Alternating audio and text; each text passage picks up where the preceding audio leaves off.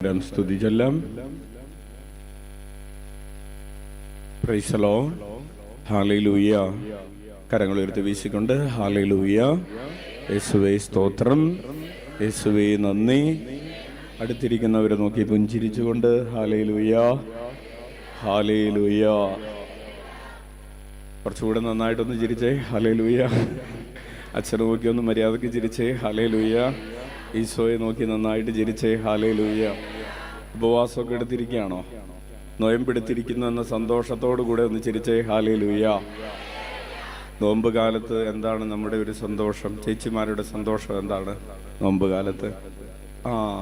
മീൻ നന്നാക്കണ്ട, അതൊരു സന്തോഷമല്ലേ. പിന്നെ ഇറച്ചി നുറുക്കണ്ട. Hallelujah, hallelujah. പിന്നെ ചേട്ടന്മാരുടെ സന്തോഷം എന്താണ്? കള്ളു കുടിക്കണ്ടെന്നല്ല, നിങ്ങൾ ഈ വെച്ച് തരുന്ന മീനും ഇറച്ചിയൊന്നും കഴിക്കണ്ട. Hallelujah, praise the Lord. പ്രിയപ്പെട്ടവരെ, നമ്മുടെ ജീവിതത്തിന്റെ ലക്ഷ്യം എന്താണ്? Very good. നമ്മുടെ ജീവിതത്തിന്റെ ലക്ഷ്യം എന്താണ്? ദൈവിക ജീവനിൽ ലയിച്ചു ചേരുക. ഇംഗ്ലീഷിൽ നിങ്ങൾ അതെങ്ങനെ പറയും?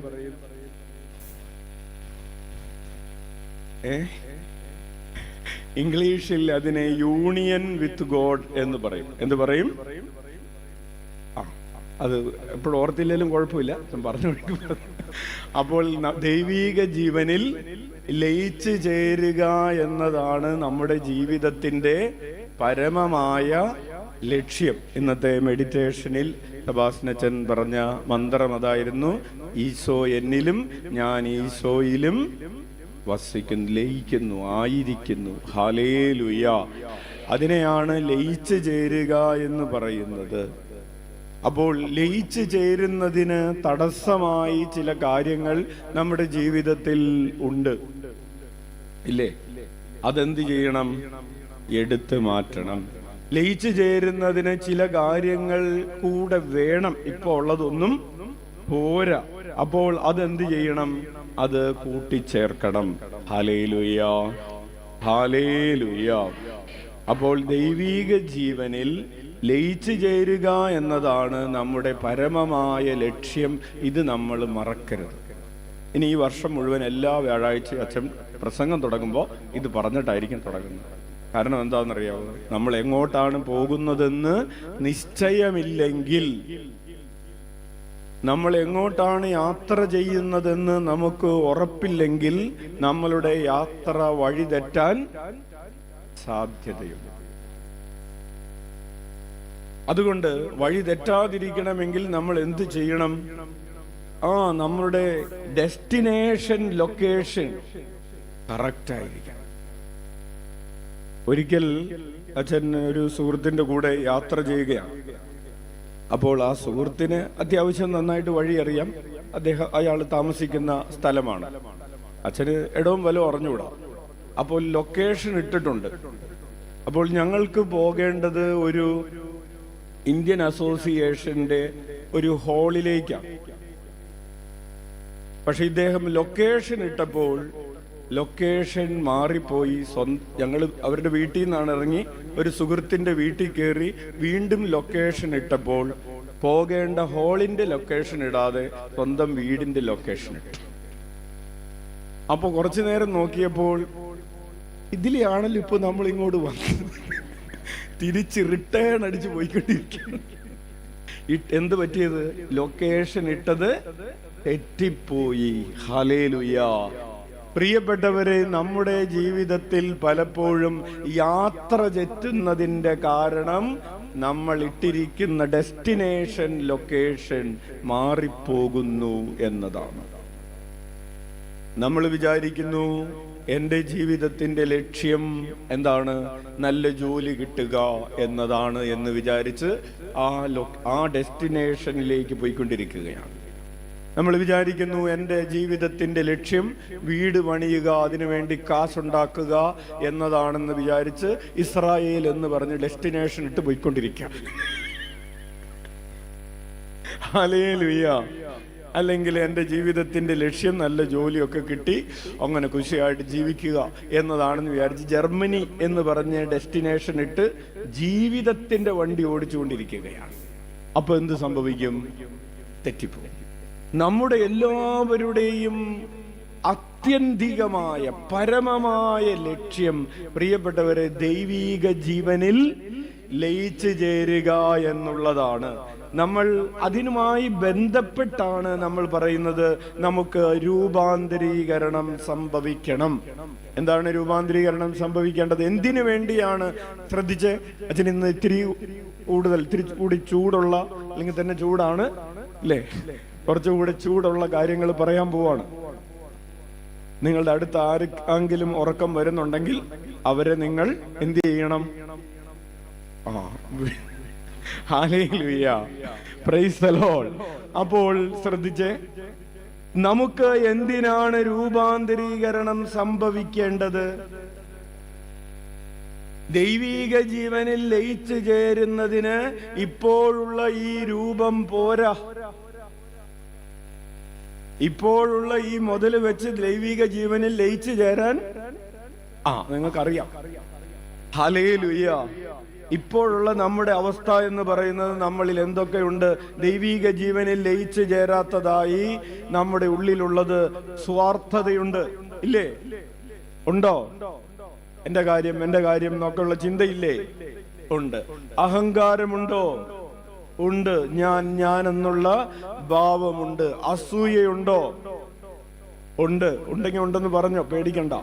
Hallelujah, hallelujah. പിന്നെ എന്തുണ്ട്? കലഹമുണ്ട്, കോപമുണ്ട്, ദുർമോഹങ്ങളുണ്ട്, ദുരാസക്തികളുണ്ട്, അങ്ങനെ വഞ്ചനയുണ്ട്, കാപഢ്യമുണ്ട്. അങ്ങനെ പലതും കൊണ്ട് നമ്മുടെ ജീവൻ കലുഷിതമാണ്. ഇങ്ങനെയുള്ള ഈ അവസരത്തിൽ ഇത് ദൈവീക ജീവനിൽ ലയിച്ചു ചേരാൻ സാധിക്കോ? ഇല്ല. അതിനുവേണ്ടി എന്ത് ചെയ്യണം? ഇതെല്ലാം നമ്മളിൽ നിന്ന് എടുത്തു മാറ്റണം, അരിച്ചു മാറ്റണം, എടുത്തു മാറ്റണം. അതിനെയാണ് പ്യൂരിഫിക്കേഷൻ എന്ന് പറയുന്നത്. ഒന്ന് പറഞ്ഞേ, എന്താണ്? പ്യൂരിഫിക്കേഷൻ. കഴിഞ്ഞ ആഴ്ച നമ്മൾ ഒരു ചെറിയ ഉദാഹരണം പറഞ്ഞിരുന്നു. ശർക്കര ഉരുക്കുന്ന കാര്യം പറഞ്ഞത് ഓർമ്മയുണ്ടോ? അതുപോലെ തന്നെ ഹല്ലേലൂയ, ഉരുക്കി ചേർക്കാൻ പറ്റാത്തത് എടുത്തു മാറ്റി ചേർക്കാൻ പറ്റുന്നത്, ഇല്ലേ? കോഴിക്കോട്ടൊക്കെ ഉണ്ടാക്കുമ്പോ ആ തേങ്ങയില് യെസ്, പ്രൈസ് ദി ലോർഡ്. അപ്പോൾ ചേർക്കാൻ പറ്റാത്തത് എടുത്ത് മാറ്റി ഇതിനെ ചേർക്കണം. അതുപോലെ തന്നെ നമ്മൾ കുറച്ച് കാര്യം ചെയ്യും. ഇതിന് കുറച്ച് സുഗന്ധമൊക്കെ കിട്ടാൻ വേണ്ടി എന്ത് ചെയ്യും? കുറച്ച് ജീരകം, ഏലക്ക ഒക്കെ ഇട്ട് നമ്മൾ എന്ത് ചെയ്യും? സുഗന്ധമുള്ളതാക്കി കുറച്ചുകൂടെ ടേസ്റ്റി ആക്കി മാറ്റും. അപ്പോൾ എടുത്തു മാറ്റേണ്ടത് എടുത്തു മാറ്റി ചേർക്കേണ്ടത് ചേർത്ത് കഴിയുമ്പോൾ അത് രുചികരമായി മാറും.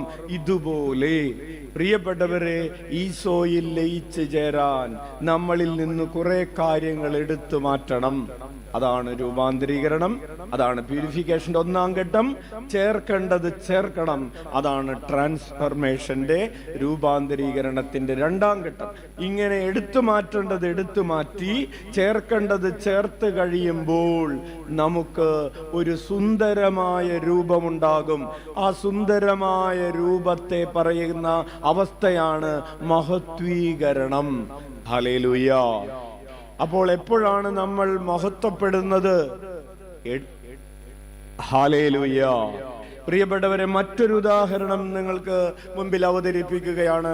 നമുക്ക് കുരിശിന്റെ വിശുദ്ധ യോഹന്നാൻ ഉപയോഗിക്കുന്ന ഒരു ഉദാഹരണമാണ്. ഒരു കല്ല്, ഒരു പാറക്കല്ല്.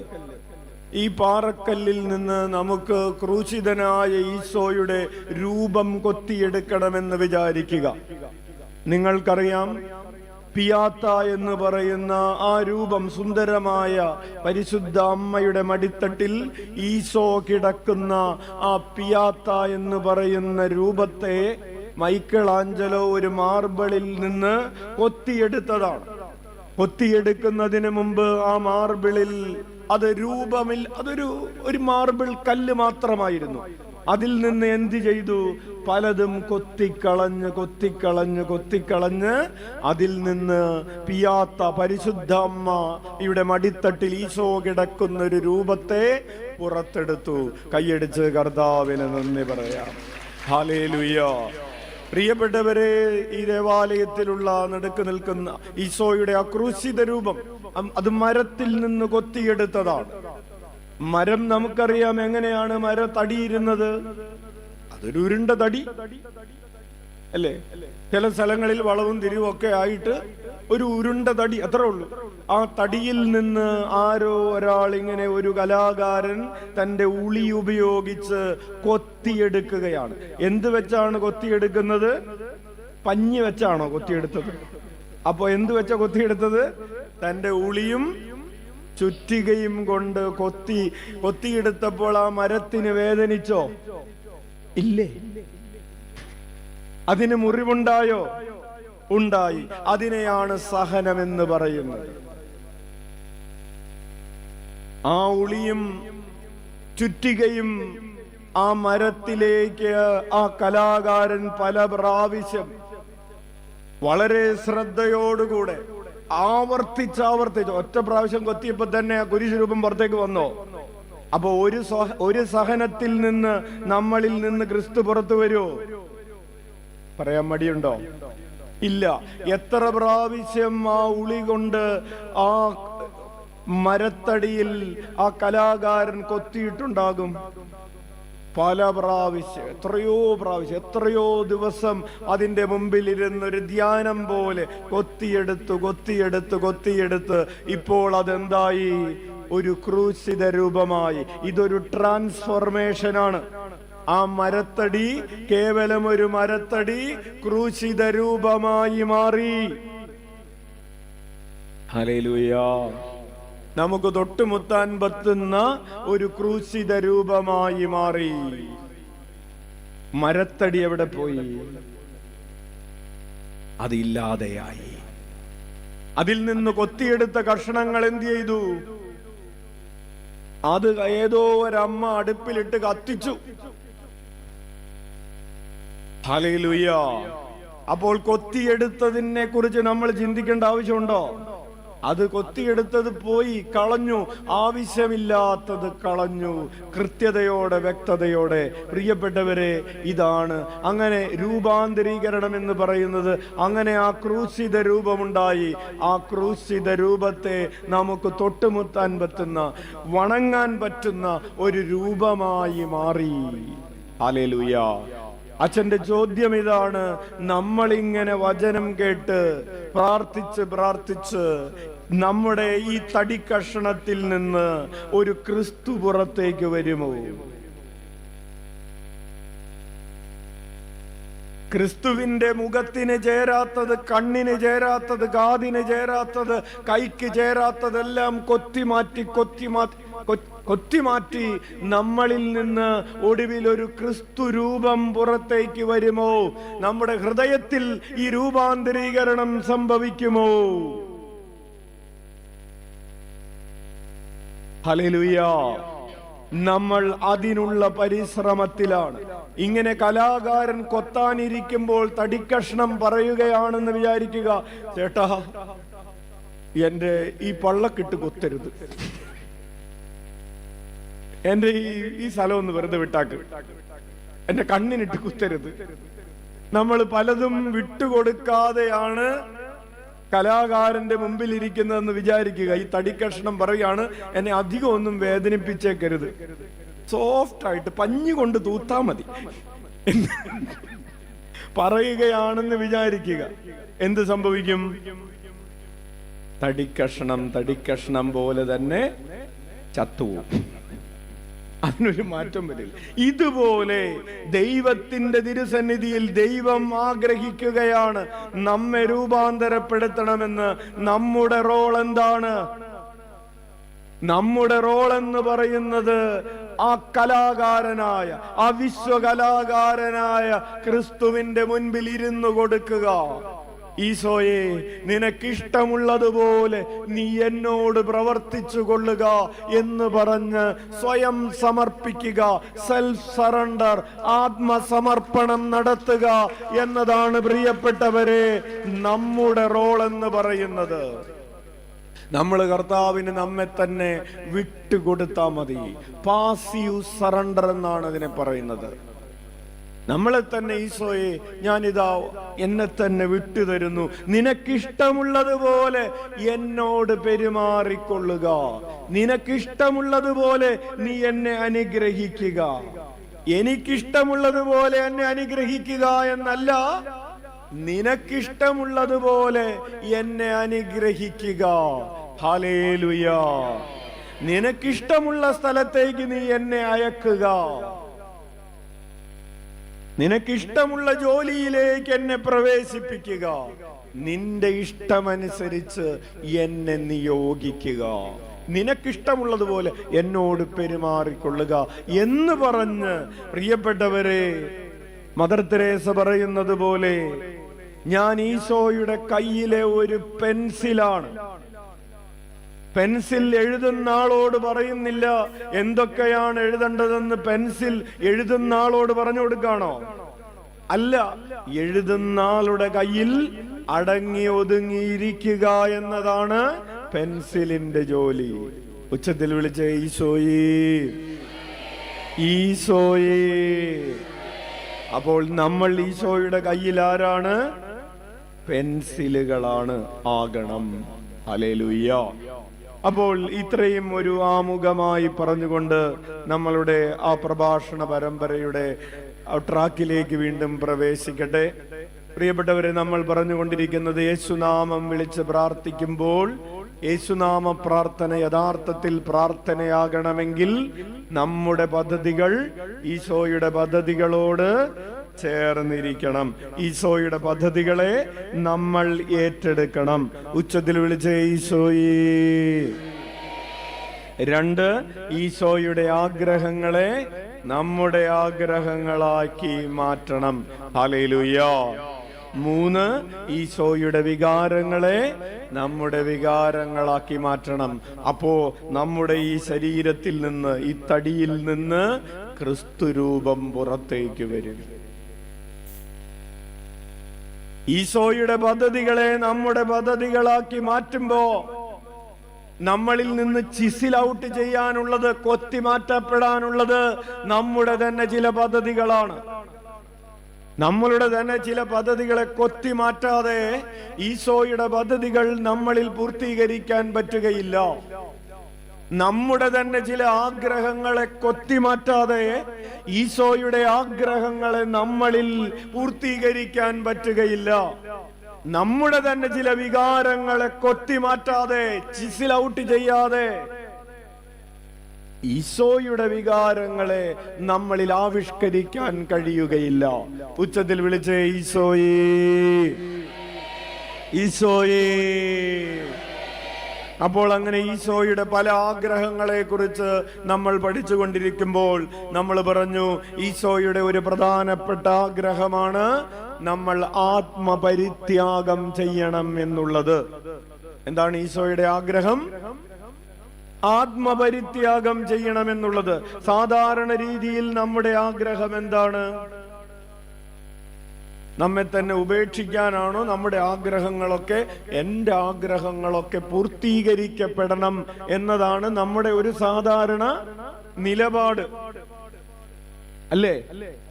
സാധാരണ നിലപാട് എന്താണ്? എൻ്റെ ആഗ്രഹങ്ങൾ. ഒരു സഹോദരി വന്നിട്ട് പറഞ്ഞു, അച്ഛൻ എനിക്ക് ഒരു കാര്യം പറയാനുണ്ട്. എന്താണ്? അതെ, എൻ്റെ വീട്ടിൽ എൻ്റെ ഒരു ഇഷ്ടവും നിറവേറുന്നില്ല. എന്താണ്? ഞാൻ ആഗ്രഹിക്കുന്ന ഒരു കാര്യവും നടക്കുന്നില്ല.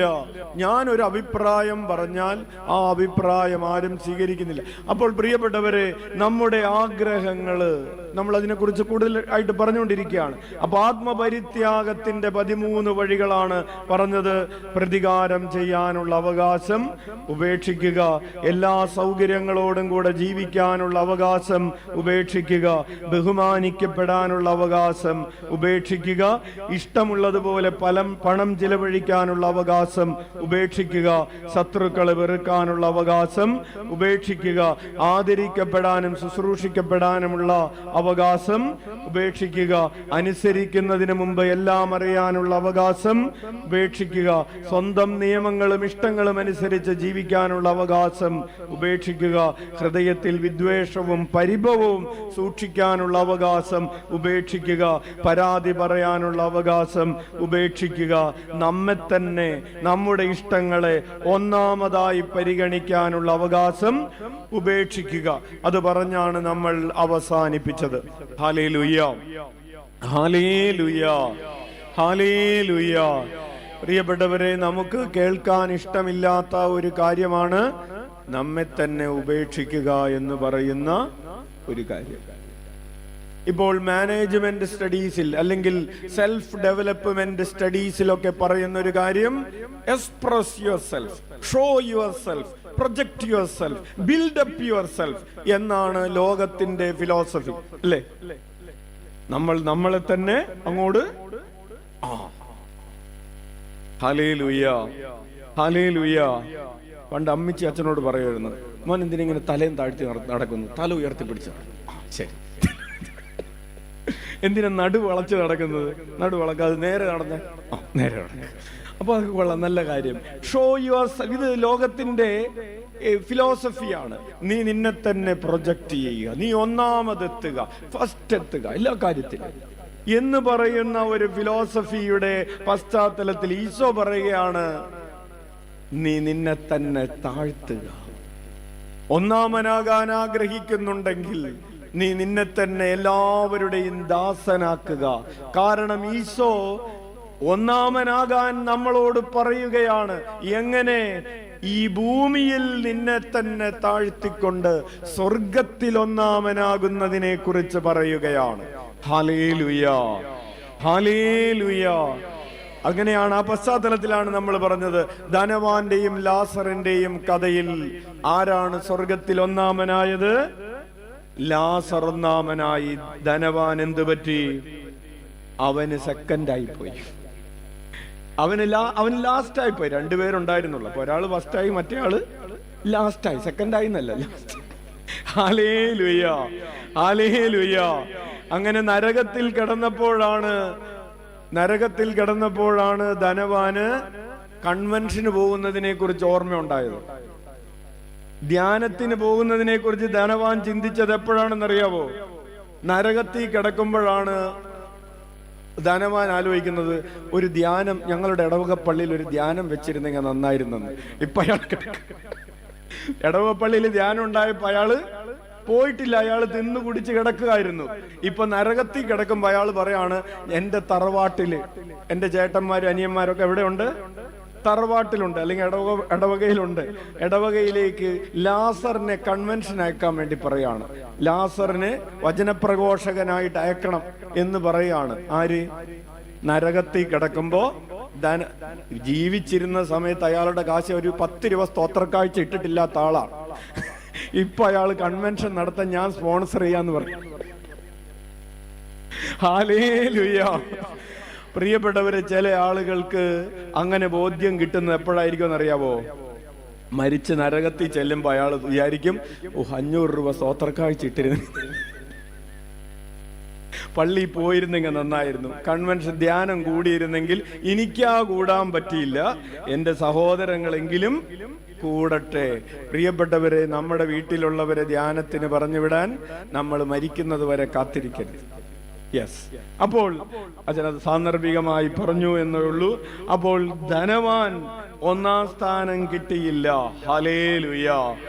അപ്പോൾ നമ്മുടെ തന്നെ ഇഷ്ടങ്ങളെ ഒന്നാമതായി പരിഗണിക്കുന്നതിന്റെ കുറെ ഉദാഹരണങ്ങൾ പ്രിയപ്പെട്ടവരെ നമുക്കറിയാവോ?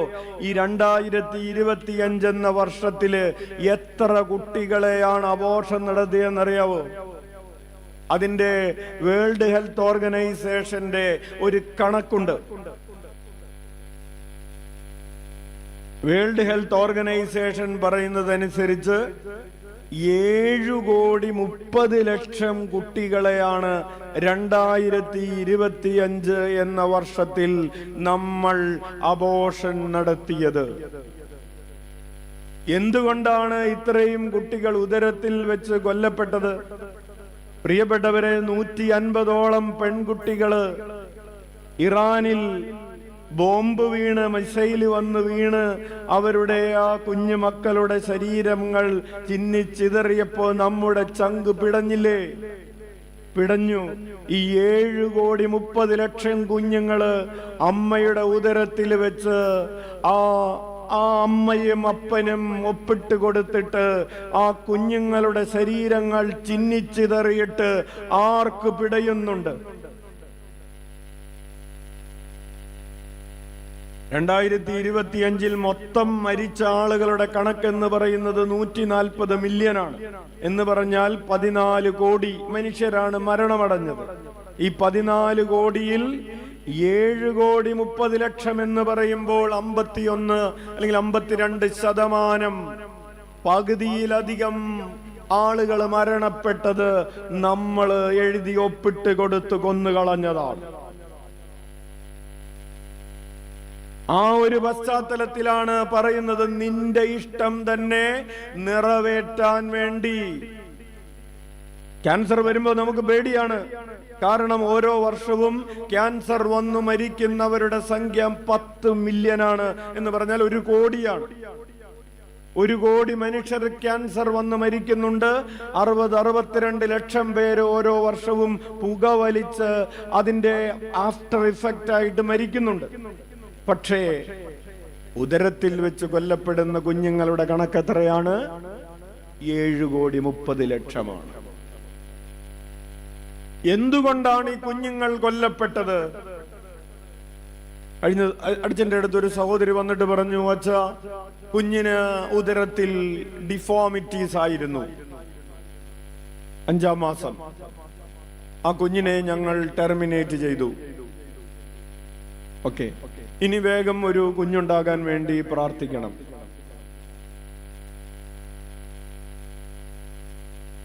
ശരി,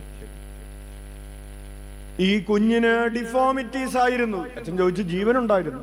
ജീവനുണ്ടായിരുന്നു, പക്ഷെ കുഞ്ഞ് ജനിച്ചാൽ ഭയങ്കര പ്രശ്നമായിരിക്കുമെന്ന് പറഞ്ഞു. അതുകൊണ്ട് ഓക്കെ, ശരി.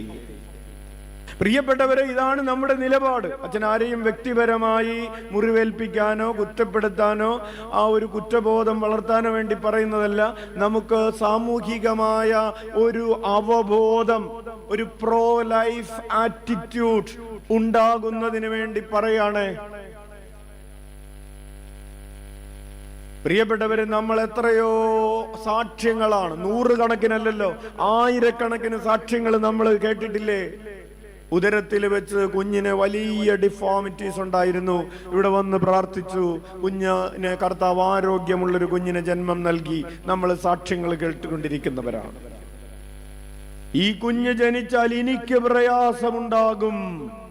ഈ കുഞ്ഞ് രോഗിയായിട്ടുള്ള കുഞ്ഞ് ജനിച്ചാൽ എനിക്ക് ബുദ്ധിമുട്ടുണ്ടാകുമെന്ന് കരുതുമ്പോൾ സ്വന്തം ഇഷ്ടങ്ങളെ ദൈവത്തിന്റെ ഇഷ്ടങ്ങളെക്കാൾ അധികം പരിഗണിച്ചുകൊണ്ട് നമ്മൾ ടെർമിനേറ്റ് ചെയ്യുകയാണ്.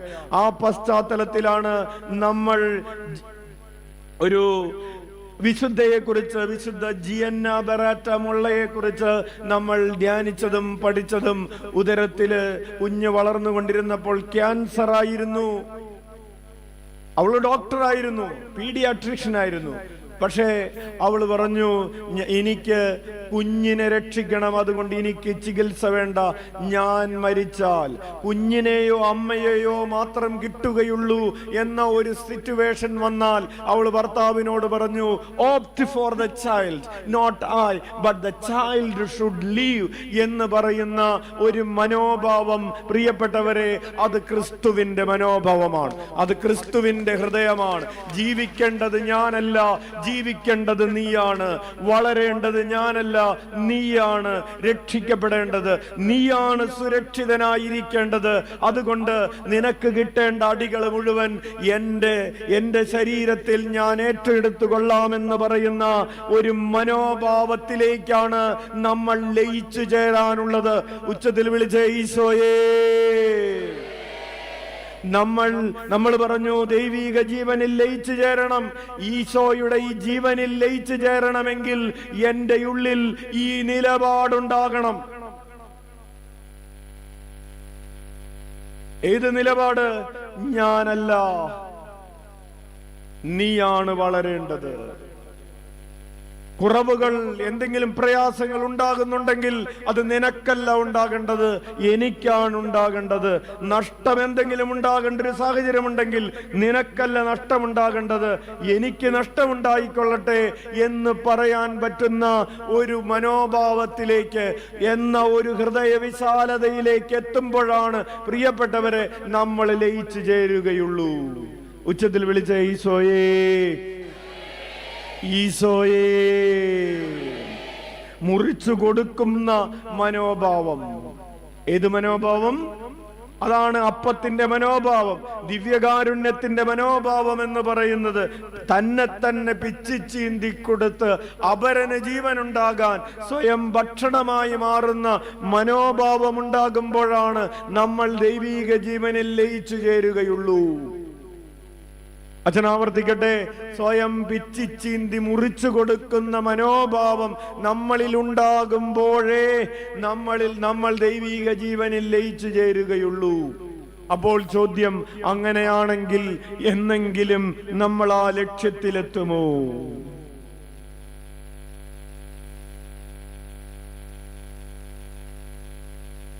നമ്മുടെയൊക്കെ സ്വാഭാവിക പ്രകൃതി എന്ന് പറയുന്നത് മുറിച്ച് പിച്ച് ചീന്തി മുറിച്ചു കൊടുക്കാന്നുള്ളതല്ല. എന്താണ്? കടിച്ച് പറിച്ച് മുറിച്ച് പിച്ച് ചെന്തി എടുക്കുക എന്നതാണ്. കണ്ടിട്ടില്ലേ ചില യൂട്യൂബുകളുടെ ഈ തംബ്നെയിലുള്ള ഹെഡിങ്? തോണ്ടാൻ ചെന്നതാണ് പറിച്ച് കീറിക്കൊടുത്തു എന്ന്. കണ്ടിട്ടില്ലേ? ചൊറിയാൻ ചെന്നതാണ് കടിച്ച് കീറിക്കൊടുത്തു സമാധാനമായി. അതാണ് നമ്മുടെ പൊതുവെയുള്ള മനോഭാവം. നമ്മളെ ആരെങ്കിലും ചൊറിയാൻ വന്നാൽ നമ്മൾ തിരിച്ച് അടിച്ചു കീറും, മാന്തിപ്പറിച്ചു. അങ്ങനെയുള്ള ടൈറ്റിൽ കാണുമ്പോ നമ്മൾ പെട്ടെന്ന് ക്ലിക്ക് ചെയ്ത്, അല്ലേ? കാരണം നമ്മുടെ സ്വഭാവത്തിന് ചേർന്ന ഒരു ടൈറ്റിൽ കണ്ടപ്പോ ഒരു ആകർഷണം. പ്രിയപ്പെട്ടവരെ, നിങ്ങൾ നോക്കിക്കോ, അങ്ങനെയുള്ള ടൈറ്റിലുകളുള്ള വീഡിയോയ്ക്ക് നല്ല റീച്ചാണ്. ഇനി ഓപ്പോസിറ്റ്, ഇപ്പൊ നമ്മളുടെ ടൈറ്റില് ആത്മപരിത്യാഗം, 100 പേര് കാണും.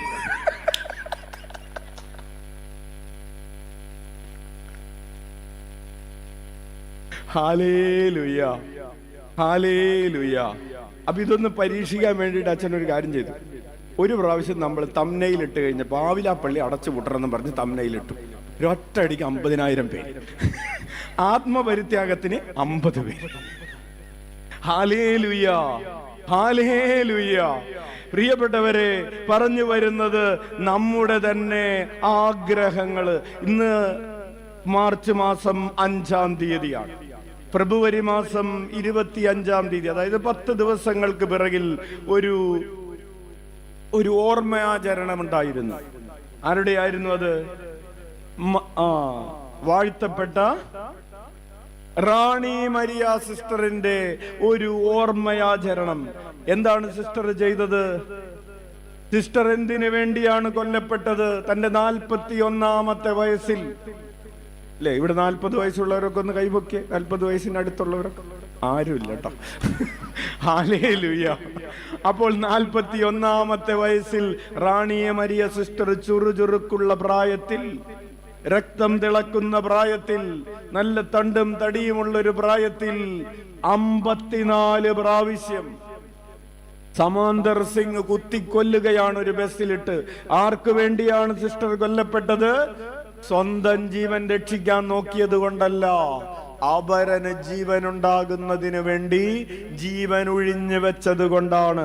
ഉച്ചത്തിൽ വിളിച്ച ഈശോയേ, ഈശോയേ. 2001 ഭാരത സർക്കാർ പത്മശ്രീ നൽകിയ ഒരു സ്ത്രീയുണ്ട് ഒറീസയിൽ. അന്ന് അവർക്ക് 54 വയസ്സാണ്. 2001 അവരുടെ പേര് തുളസി മുണ്ട എന്നാണ്. ഒരു ആദിവാസി സ്ത്രീയാണ്. ഈ ആദിവാസി സ്ത്രീക്ക് പത്മശ്രീ നൽകി സർക്കാർ ആദരിച്ചപ്പോൾ പ്രിയപ്പെട്ടവരെ എന്തായിരുന്നു കാരണം എന്നറിയാവോ? 1947 ജനിച്ച ഒരു സ്ത്രീ ഒറീസയിലെ ഒരു ആദിവാസി ഗ്രാമത്തിന്റെ ഏറ്റവും മൂലയ്ക്കുള്ള ഒരു സ്ഥലത്ത് ജനിച്ചു. മാതാപിതാക്കള് ജനിച്ചധികം നാള് കഴിയാതെ മാതാപിതാക്കള് നഷ്ടപ്പെട്ടു, അനാഥയായി. സ്ത്രീകള്, സാധാരണ ഭവനങ്ങളിലെ സ്ത്രീകളെ പോലും പഠിപ്പിക്കാൻ സാധ്യതയില്ലാത്ത ഒരു കാലഘട്ടത്തിൽ സ്ത്രീകൾക്ക് വിദ്യാഭ്യാസം പെൺകുട്ടികളെ പഠിപ്പിക്കുന്നത് വെറുതെയാണ് എന്ന് കരുതിയിരുന്ന ഒരു കാലഘട്ടത്തിൽ ഈ ആദിവാസി സഹോദരി പെൺകുട്ടി 14 വയസ്സുവരെ ഒരക്ഷരം പഠിക്കാത്തവളായി ജീവിച്ചു. അത്യാവശ്യം എന്തെങ്കിലും എടുക്കാനോ പെറുക്കാനോ ഒക്കെ പറ്റുന്ന സമയമായപ്പോഴേക്കും കൽക്കരി ഖനിയിൽ, അത് വലിയ ജോലിയല്ല, അവിടെ പാഴായിട്ട് പോകുന്ന താഴത്ത് ചിതറിക്കിടക്കുന്നത് കോൾ മൈനിൽ പെറുക്കിയെടുത്ത് കൊട്ടയിലാക്കി കൊണ്ടുപോരുന്നതിനൊക്കെ വേണ്ടിയിട്ട്, വേസ്റ്റ് പറക്കുന്നതിനൊക്കെ വേണ്ടി ബാല്യകാലം ചെലവഴിക്കേണ്ടി വന്ന തുളസി മുണ്ട 14-ാമത്തെ വയസ്സിൽ അക്ഷരമാല ആദ്യമായിട്ട് പഠിക്കുകയാണ്. ഈ അക്ഷരമാല പഠിച്ച് പ്രിയപ്പെട്ടവരെ അവൾക്ക് ഉള്ളിൽ ഒരു പ്രചോദനം കിട്ടുകയാണ്. ഇനി ഞാൻ അക്ഷരമറിയാത്ത കുട്ടികൾക്ക് വേണ്ടി ജീവിക്കുമെന്ന്. അങ്ങനെ ഇവര് ഒരു നാട്ടിലെ ഒരു പ്രമാണിയുടെ വരാന്തയിൽ പിള്ളേരെ പഠിപ്പിക്കാൻ തുടങ്ങി. കൊച്ചുങ്ങൾ ആരും വരുന്നില്ല, എല്ലാവരെയും പണിക്ക് കൊണ്ടുപോവാണ്. സ്കൂളില്ലാത്ത നാടാണ്. പക്ഷെ അവസാനം അവർ തീരുമാനിച്ചു, വൈകുന്നേരം കുട്ടികളൊക്കെ പണിയൊക്കെ കഴിഞ്ഞ് തിരിച്ചു വരുമ്പോ പഠിക്കാൻ വേണ്ടി വരും. 4 മണി മുതൽ 5 മണി വരെ, 6 മണി വരെ. അങ്ങനെ വരാന്തയിൽ 4ഉം 5ഉം പിള്ളേരെ ഇരുത്തി പഠിപ്പിക്കാൻ തുടങ്ങി. കുറച്ചു നാൾ കഴിഞ്ഞപ്പോൾ പിള്ളേരുടെ എണ്ണം കൂടി. കാടിനടുത്ത് വെറുതെ ഒരു ടർപ്പോളിനല്ല, കുറച്ച് മരത്തിന്റെ ചില്ലകളൊക്കെ വെട്ടിയിട്ട് ഒരു ഷെഡ് ഉണ്ടാക്കി. അങ്ങനെ അതിലിരുന്ന് പഠിക്കാൻ തുടങ്ങി. രാത്രി സഹോദരി അവിടെ കിടന്നുറങ്ങി. അങ്ങനെ പ്രിയപ്പെട്ടവരെ പിള്ളേരെ പഠിപ്പിക്കുക എന്നത് തൻ്റെ ജീവിതത്തിന്റെ ലക്ഷ്യമാക്കി ഈ തുളസി മുണ്ട എന്ന് പറയുന്ന ഈ സഹോദരി മാറ്റി അങ്ങനെ ഇന്ന് അവരുടെ പേരിൽ 17 ഒന്നാം ക്ലാസ്, അതായത് ഫസ്റ്റ് ക്ലാസ് 10ാം ക്ലാസ് വരെയുള്ള 17 സ്കൂളുകൾ അവർ സ്ഥാപിച്ചു. കൈയടിച്ച് കർത്താവിന് നന്ദി പറയാം. അതുപോലെ തന്നെ എല്ലാ വർഷവും ഒരു 500 10ാം ക്ലാസ്സിൽ പഠിക്കുന്ന 500 പിള്ളേരുടെ ഫീസും അതൊക്കെ കൊടുക്കുന്നത് അവരാണ്. നമുക്ക് നമ്മുടെ വീട്ടിൽ ഒരു കൊച്ചിന്റെ കാര്യം തന്നെ ഓരോ വർഷവും 500 കുട്ടികളെ വെച്ച് അവർ 10ാം ക്ലാസ്സിൽ സ്പോൺസർ ചെയ്യുകയാണ്. അങ്ങനെയാണ് 2001 അവർക്ക് രാജ്യം പത്മശ്രീ കൊടുത്തത്. നിങ്ങൾക്ക് താല്പര്യമുള്ളവർക്ക് തുളസി മുണ്ട എന്ന്, വെറുതെ തുളസി മുണ്ട എന്ന് ഗൂഗിളിൽ സെർച്ച് ചെയ്താൽ കിട്ടാവുന്ന ഒരു ഡീറ്റെയിൽസ് ആണ്. അപ്പോൾ പറഞ്ഞു വന്നത്, ഇവർ തന്നെ തന്റെ സൗകര്യങ്ങളോ തന്റെ സുഖങ്ങളോ ഒന്നും അന്വേഷിക്കാതെ അപരന്റെ നന്മയ്ക്ക് വേണ്ടി ജീവിക്കാൻ തുടങ്ങിയപ്പോ എത്രയോ ആയിരങ്ങളാണ്, എത്രയോ മനുഷ്യരാണ്, എത്രയോ കുഞ്ഞുങ്ങളാണ് അക്ഷരലോകത്തിലേക്ക് കൈപിടിച്ച് നടത്തപ്പെട്ടത്. ഉച്ചത്തിൽ വിളിക്കാം, ഈശോയേ, ഈശോയേ. Price the Lord. Hallelujah, hallelujah. പ്രിയപ്പെട്ടവരെ, ഇങ്ങനെ സ്വയം മറക്കണമെങ്കിൽ എന്ത് ചെയ്യണമെന്ന ചില ദൈവശാസ്ത്ര ചിന്തകള് അച്ഛൻ അതിന്റെ 1ാം ഭാഗം പങ്കുവച്ചിരുന്നു. Saint John of the cross പറയുന്ന ഒരു കാര്യം, false self and true self. ഉറക്കം വന്ന് കഴുത്തൊടിഞ്ഞ് വീഴരുത്. എന്താണ് ചെയ്യേണ്ടത്? False self, true self. എന്താണ് ഫോൾസ് സെൽഫ് എന്ന് അച്ഛൻ പറഞ്ഞു? ഞാനെന്നും എന്റേതെന്നും ഒക്കെയുള്ള എന്റെ ഭാവങ്ങൾ എനിക്ക് വലിയ ആളാവണം. ഈ തുളസിമുണ്ടയുടെ മനസ്സ് മുഴുവൻ ഏത് ചിന്തയായിരുന്നു? അല്ലെങ്കിൽ റാണി മരിയുടെ ഹൃദയം മുഴുവൻ ഏത് ചിന്തയായിരുന്നു? മറ്റുള്ളവർക്ക് നന്മ ചെയ്യണം. Hallelujah, hallelujah, hallelujah. പ്രിയപ്പെട്ടവരെ, അതിനുവേണ്ടി നമ്മൾ ചെയ്യേണ്ട ഒരു കാര്യമാണ് സ്വാർത്ഥതയെ കീഴടക്കുക. എന്താണ് ചെയ്യേണ്ടത്? ഇത്തിരി കൂടി സ്വരത്തിൽ പറഞ്ഞേ. സ്വാർത്ഥതയെ കീഴടക്കുക. നമ്മുടെ എല്ലാവരുടെയും ഉള്ളിൽ ഒരു വലിയ അളവിൽ എന്തുണ്ട്? ഉണ്ടോ ഇല്ലയോ? ഒരു സ്വാർത്ഥതയില്ലാത്തവരൊന്ന് കൈവയ്ക്കുക. ആധാർ കാർഡ് ഇല്ലാത്തവരല്ല. Hallelujah, hallelujah, praise the Lord. അപ്പോൾ സ്വാർത്ഥത എന്ന് പറയുമ്പോൾ എങ്ങനെയാണ് സ്വാർത്ഥതയെ കീഴടക്കേണ്ടത്? അതിന്റെ ഒന്നാമതായിട്ട് Saint John of the Cross പറയുകയാണ്, സ്വന്തം സന്തോഷവും സ്വന്തം ബഹുമാനവും സ്വന്തം സുഖവും അന്വേഷിക്കാതെ ദൈവത്തിന്റെ മഹത്വം അന്വേഷിക്കുക. എന്തൊക്കെയാണ് അന്വേഷിക്കാൻ പാടില്ലാത്തത്? സ്വന്തം സന്തോഷം അന്വേഷിക്കാൻ പാടില്ല. ഇപ്പൊ പള്ളിയിൽ വരുമ്പോ തന്നെ എനിക്ക് സുഖമായിട്ടിരിക്കാനുള്ള സ്ഥലം ഏതാണെന്ന്. ഹല്ലേലൂയ, സന്തോഷമായ എല്ലാവർക്കും. ഹല്ലേലൂയ. സ്വന്തം സന്തോഷവും സ്വന്തം ബഹുമാനവും. നമ്മൾ അന്വേഷിക്കുന്നത് എന്താണ്? സ്വന്തം ബഹുമാനമാണ്. മറ്റുള്ളവർ ബഹുമാനിക്കപ്പെട്ടാലും കുഴപ്പമില്ല, ഇല്ലേലും കുഴപ്പമില്ല. എന്നെ എല്ലാവരും ബഹുമാനിച്ചു, എനിക്ക് അത് മതി. ഹല്ലേലൂയ. അപ്പോൾ സ്വന്തം സന്തോഷവും സ്വന്തം ബഹുമാനവും സ്വന്തം സുഖവും അന്വേഷിക്കാതെ എന്ത് ചെയ്യണം? ദൈവത്തിന്റെ മഹത്വം അന്വേഷിക്കുക. നടക്കോ ഇല്ലയോ? ഹല്ലേലൂയ. നമ്മൾ പറയും ഇത് പ്രാക്ടിക്കൽ അല്ല. ഇതെന്തല്ല? ഇത് പ്രാക്ടിക്കൽ അല്ല എന്ന് പറയുന്ന നമ്മളോട് ഈശോ പറയും, നീ ഒന്ന് നിന്നേ, പ്രാക്ടിക്കൽ ആണോ അല്ലയോ എന്ന് ഞാൻ കാണിച്ചു തരാം എന്ന് പറഞ്ഞ് ഈശോ നമ്മെ ഒരു അടയാളം കാണിച്ചു തന്നു. ആ അടയാളമാണ് ഈ കുരിശ്.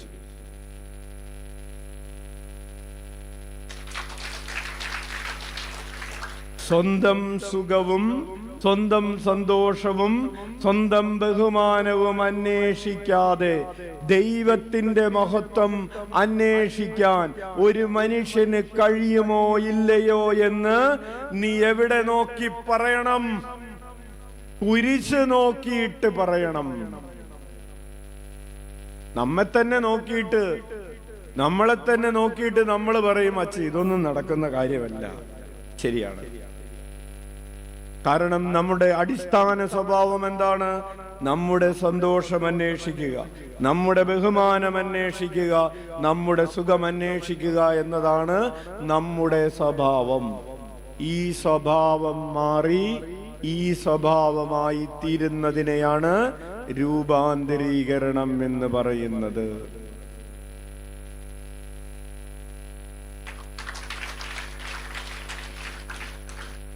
ഉച്ചത്തിൽ വിളിച്ച ഈശോയേ, നമ്മൾ ഇവിടെ വന്നിരിക്കുന്നത് എന്തിനാണ്?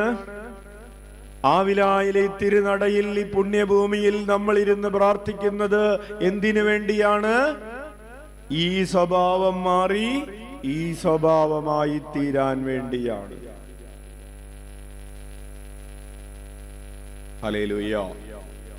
അതുകൊണ്ടാണ് സങ്കീർത്തകൻ പറയുകയാണ്, 115 സങ്കീർത്തനം 1 തിരുവചനം, ഞങ്ങൾക്കല്ല കർത്താവേ, ഞങ്ങൾക്കല്ല, അങ്ങയുടെ കാരുണ്യത്തെയും വിശ്വസ്തതയെയും പ്രതി അങ്ങയുടെ നാമത്തിനാണ് മഹത്വം നൽകേണ്ടത്. ഇരുകരങ്ങളും ഉയർത്തി വീശിക്കൊണ്ട് പറയാം, ഞങ്ങൾക്കല്ല കർത്താവേ, ഞങ്ങൾക്കല്ല, അങ്ങയുടെ കാരുണ്യത്തെയും വിശ്വസ്തതയെയും പ്രതി അങ്ങയുടെ നാമത്തിനാണ് മഹത്വം നൽകപ്പെടേണ്ടത്. ഹല്ലേലൂയ. അടുത്തതായി പ്രിയപ്പെട്ടവരെ, സെന്റ് ജോൺ ഓഫ് ക്രോസ് പറയുകയാണ്, സ്വന്തം കുറവുകളെ കുറിച്ച് വിധിക്കാതിരിക്കുക എന്ന് പറഞ്ഞാൽ സ്വന്തം കുറവുകളെ സ്വീകരിക്കുക, അംഗീകരിക്കുക. എന്താണ് സ്വന്തം കുറവുകളെ അംഗീകരിക്കുക എന്ന് പറയുന്നത്? നമുക്ക് ഈ ലോകത്തിലുള്ള എല്ലാ കാര്യങ്ങളെയും കുറിച്ച് അറിയാവോ?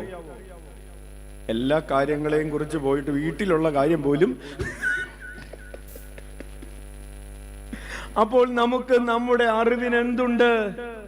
പരിമിതിയുണ്ട്, അംഗീകരിക്കുക. പിന്നെ നമ്മുടെ സൗന്ദര്യത്തിന് എന്തുണ്ട്? പരിമിതിയുണ്ട്, ഇല്ലേ? ഉണ്ടോ ഇല്ലയോ? ഉണ്ട്. അപ്പോൾ നമ്മൾ എന്ത് ചെയ്യണം? അത് അംഗീകരിക്കണം. പിന്നെ നമ്മുടെ പൊക്കത്തിനും തടിക്കും ഒക്കെ എന്തുണ്ട്? കുറവുകളുണ്ട്. നമ്മുടെ ശരീരം എന്ന് പറയുന്നത് ലിമിറ്റഡ് ആണ്, ലിമിറ്റേഷൻ ഉള്ളതാണ് ശരീരം. ആ ശരീരത്തിന്റെ പരിമിതികളെ നമ്മൾ എന്ത് ചെയ്യണം? അംഗീകരിക്കണം. ഹല്ലേലൂയ. അത് ഒരുപക്ഷെ നമ്മുടെ പൊക്കമാകാം, ഒരുപക്ഷെ നമ്മുടെ തടിയാകാം, തടി കൂടിയതാകാം, തടി കുറഞ്ഞതാകാം, പൊക്കം കൂടിയതാകാം, കുറഞ്ഞതാകാം, കളറാകാം, എന്തുവാകട്ടെ. ചിലപ്പോൾ മുടി കൂടുതലുള്ളതാകാം, മുടി കുറവുള്ളതാകാം. ഒരു കൊച്ചു വന്നിട്ട് പറഞ്ഞു, അച്ഛൻ എനിക്ക് ഭയങ്കര വിഷമം. എന്താണ്? കൊച്ചിന്റെ മുടി ഭയങ്കര ചുരുണ്ടതാണ്. കൊച്ചിന്റെ മുടി. അപ്പൊ അച്ഛൻ പറഞ്ഞു, നീ ഇങ്ങോട്ട് വന്നേ, സെയിം പിച്ച് എന്ന് പറഞ്ഞു.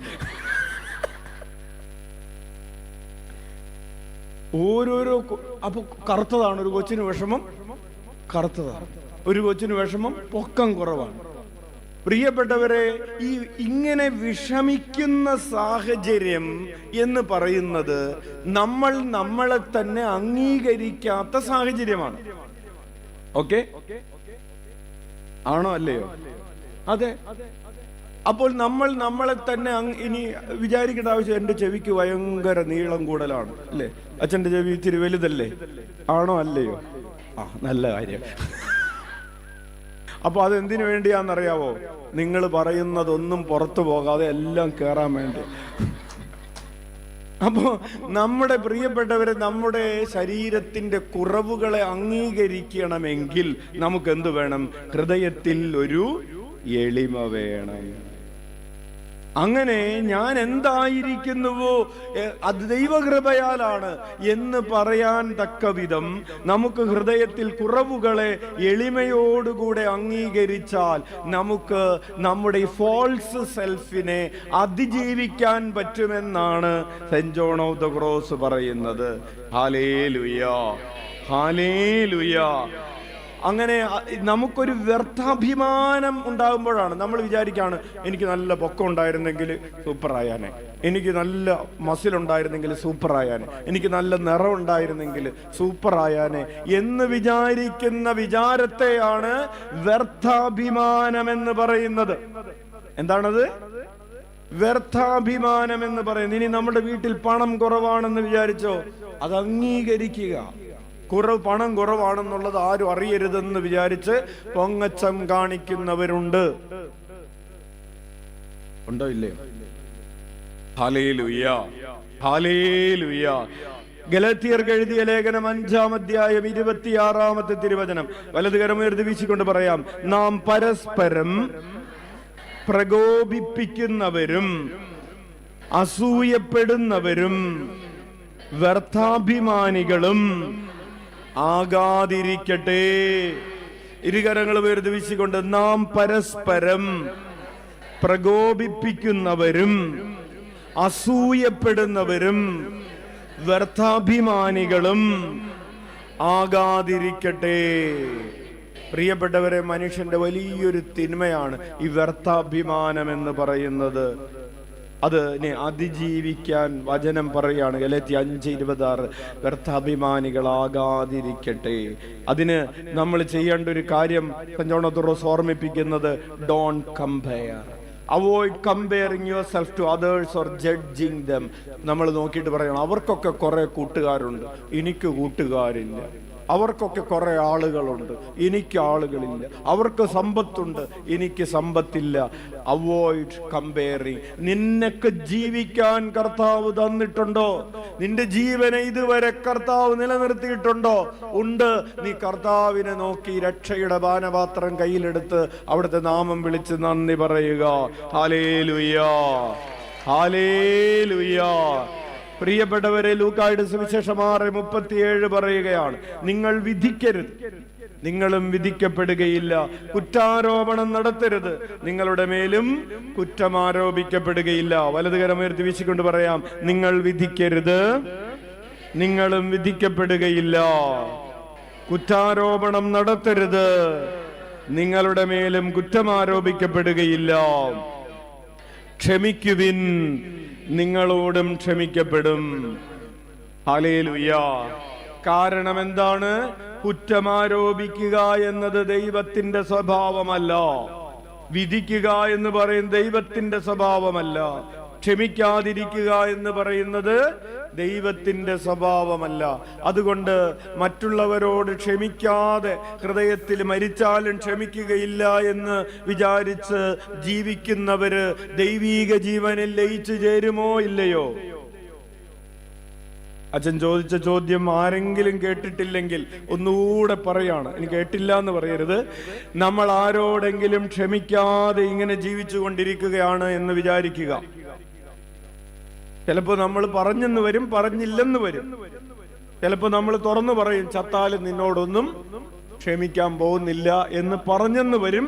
ചിലപ്പോ പറയാതെ തന്നെ മനസ്സിൽ വിചാരിച്ചെന്ന് വരും. അങ്ങനെ കൊണ്ടു നടക്കുന്ന ഒരു ഇല്ലേ ഉണ്ടെന്ന് വിചാരിക്കുക. ക്ഷമിക്കാതെ കുറച്ച് പേരോടൊക്കെ 1, 2 കണക്കെടുക്കാൻ പോയി ഇപ്പൊ തീരുമില്ല, അപ്പൊ ഇപ്പൊ എടുക്കണ്ട, വീട്ടിൽ ചെന്നിട്ട് രാത്രി ഭക്ഷണമൊക്കെ കഴിഞ്ഞിട്ട് എടുത്താൽ മതി. അപ്പോൾ ഇങ്ങനെ കുറച്ച് പേരോട് ക്ഷമിക്കാതെ കൊണ്ടു നടക്കുന്ന ആളുകള് ദൈവീക ജീവനിൽ ലയിച്ചു ചേരുമോ ഇല്ലയോ? സ്വരത്തിൽ പറഞ്ഞ ഇല്ലേ, ലയിച്ചു ചേരുമോ ഇല്ലയോ? ഇല്ല. അപ്പോൾ അവർ ജീവിതയാത്രയുടെ ലക്ഷ്യത്തിലെത്തുമോ? ഇല്ല. അവരുടെ ജീവിതം എന്തായി പോകും? പാഴായി പോകും. Hallelujah, hallelujah. അപ്പോൾ ദൈവീക ജീവനിൽ ലയിച്ചു ചേരാൻ നമ്മൾ എന്ത് ചെയ്തേ മതിയാവൂ? ക്ഷമിച്ചേ മതിയാകൂ. ഉച്ചത്തിൽ വിളിക്കാം, ഈശോയേ, ഈശോയേ. അടുത്തതായി saint John of the Cross പറയുകയാണ്, കുഞ്ഞെ, നീ ദൈവത്തിന് 1-ാം സ്ഥാനം കൊടുത്ത് ജീവിക്കുമ്പോഴാണ് യഥാർത്ഥത്തിൽ നിനക്ക് സംതൃപ്തി ഉണ്ടാകുന്നത്. നമ്മൾ എല്ലാവരും എന്താണ് അന്വേഷിക്കുന്നത്? സംതൃപ്തിയാണ് അന്വേഷിക്കുന്നത്, അല്ലേ? സാറ്റിസ്ഫാക്ഷൻ. മെൻ ഓഫ് ആക്ഷൻ, പണ്ട് അങ്ങനെ ഒരു പരസ്യം ഉണ്ടായിരുന്നു, മെൻ ഓഫ് ആക്ഷൻ, സാറ്റിസ്ഫാക്ഷൻ. എന്നിട്ടൊരു സിഗരറ്റിന്റെ പടം കാണിക്കാം, ഓർക്കുന്നുണ്ടോ? ഹല്ലേലൂയ. അതാണ് നിങ്ങൾ ചെറുപ്പത്തിൽ TV കണ്ടിട്ടില്ലാത്തത് കൊണ്ടുള്ള കുഴപ്പമാണ്. ഹല്ലേലൂയ. അച്ഛൻ ചെറുപ്പത്തിൽ കണ്ട് ഇപ്പൊ കാണുന്നില്ല. അപ്പൊ മെൻ ഓഫ് ആക്ഷൻ, സാറ്റിസ്ഫാക്ഷൻ ആകണമെങ്കിൽ പനാമ അല്ലേ? ഇപ്പൊ ഓർമ്മ. അങ്ങനെയാണോ? ശരി. നമ്മുടെ ജീവിതത്തിൽ സംതൃപ്തി ഉണ്ടാകണമെങ്കിൽ ഒരു വഴിയേ ഉള്ളൂ. എന്താണ് ആ വഴി? ആ വഴി എന്ന് പറയുന്നത്, പ്രിയപ്പെട്ടവരെ, ഒരു ചർച്ചയുടെയും ആവശ്യമില്ല. ആ വഴി എന്ന് പറയുന്നത് ദൈവത്തിന് 1-ാം സ്ഥാനം കൊടുത്ത് ദൈവത്തിന്റെ ഇഷ്ടങ്ങൾ പൂർത്തിയാക്കാൻ വേണ്ടി പരിശ്രമിക്കുമ്പോൾ നമ്മുടെ ആത്മാവിൽ അനുഭവിക്കുന്ന സന്തോഷമാണ് ഈ സംതൃപ്തി എന്ന് പറയുന്നത്. ഉച്ചത്തിൽ വിളിച്ച ഈശോയേ. റാണി മരിയ സിസ്റ്റർ 54 കുത്ത് കൊണ്ട് രക്തം ഒലിച്ച് മരിക്കുമ്പോ, രക്തമൊഴുകി മരിക്കുമ്പോ അവരുടെ ഹൃദയത്തില് ഒരു പുഞ്ചിരിയുണ്ട്, ഒരു സംതൃപ്തിയുണ്ട്. ഫോർ യു ലോർഡ്, നിനക്ക് വേണ്ടി സംതൃപ്തിയാണ്. 45-ാമത്തെ വയസ്സില് ഒരു മനുഷ്യൻ കണ്ണിന് രോഗം വന്ന് കണ്ണ് പൊട്ടി ഒലിച്ച് ഇങ്ങനെ മരിച്ച് എല്ലും തോലുമായി മരിച്ചു കൊണ്ടിരിക്കുകയാണ്. 45-ാമത്തെ വയസ്സില് അങ്ങനെ മരിച്ചുകൊണ്ടിരിക്കുമ്പോഴും സ്തോത്രഗീതം പാടിക്കൊണ്ട് മരിച്ച ഒരു മനുഷ്യൻ ഫ്രാൻസിസ് അസീസി 1226 മരണമടഞ്ഞു. ഇത് 2026 മരണമടഞ്ഞതിന്റെ 800-ാം വർഷം. പ്രിയപ്പെട്ടവരെ, ആ മനുഷ്യൻ മരിച്ചത് സംതൃപ്തിയോടുകൂടെയാണ്. സംതൃപ്തിയോടുകൂടെ മരിക്കുമ്പോ അദ്ദേഹത്തിന്റെ പേരില് ഒരു നല്ല തുണിക്കഷണമില്ല. ഉച്ചത്തിൽ വിളിച്ച ഈശോയേ. മരണസമയത്ത് ഫ്രാൻസിസ് അസീസി ധരിച്ചിരുന്ന വസ്ത്രം എന്ന് പറയുന്നത് ഭിക്ഷാടനം ചെയ്ത് കിട്ടിയ ചാക്ക് വസ്ത്രങ്ങൾ, ചാക്ക് തുന്നിച്ചേർത്തുണ്ടാക്കിയ ഒരു വസ്ത്രം ധരിച്ച് മരിക്കാൻ കിടക്കുന്ന മനുഷ്യന് ഭയങ്കര സംതൃപ്തിയായിരുന്നു. കാരണം ജീവിതം കൊണ്ട് പൂർത്തിയാക്കിയത് സ്വന്തം ഇഷ്ടമല്ല, അന്വേഷിച്ചതൊന്നും സ്വന്തം താല്പര്യമല്ല, ജീവിച്ചത് മരിച്ചത് കർത്താവിന് വേണ്ടിയാണ്. സംതൃപ്തിയോട് സംതൃപ്തി. കാർലോ അക്വിറ്റസ് മരിക്കുമ്പോ 2006 മരിക്കുമ്പോ ഭയങ്കര സംതൃപ്തിയാണ്. 15-ാമത്തെ വയസ്സിൽ കൊച്ച് മരിക്കുമ്പോ സംതൃപ്തി. ബ്ലഡ് ക്യാൻസർ വന്ന് മരിക്കുന്ന കൊച്ചിന് ഭയങ്കര സാറ്റിസ്ഫാക്ഷൻ. എനിക്ക് മരിക്കാൻ സന്തോഷം, സംതൃപ്തി. കാരണം ഞാൻ ഇതുവരെ ജീവിച്ചത് മുഴുവൻ എന്റെ ഈശോയ്ക്ക് വേണ്ടിയാണെന്ന സംതൃപ്തി. ഉച്ചത്തിൽ വിളിച്ചേ ഈശോയേ. അച്ഛൻ ചോദിക്കട്ടെ, നമ്മൾ മരിക്കാൻ കിടക്കുമ്പോ ഇതുപോലെ ഒരു സംതൃപ്തി ഉണ്ടാകുമോ?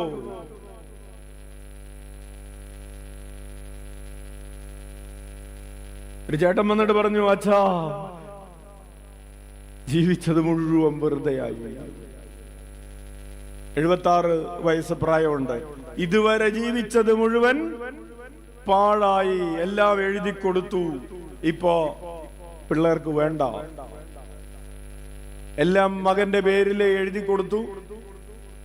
വീട് പണിയാൻ നേരത്ത്, അപ്പന്റെ പേരിലുള്ള സ്ഥലം വീട് പണിയാൻ നേരത്ത് മകനോട് പറഞ്ഞു, എടാ നിന്റെ സാലറി സർട്ടിഫിക്കറ്റ് വെച്ച് ഒരു ലോൺ എടുത്തതാ.